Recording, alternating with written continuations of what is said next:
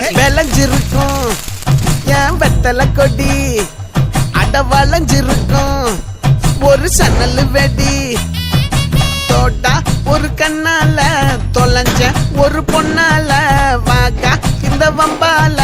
வல விரிச்சிட வந்தாளே பார்த்து வளைச்ச தேக்கு ஓம் பட்ட உடம்பு சோக்கு என்ன குத்தும் குறும்பு மூக்கு கொஞ்சம் ஓய்வை கொடுத்து தாக்கு என்னடி சித்திரமே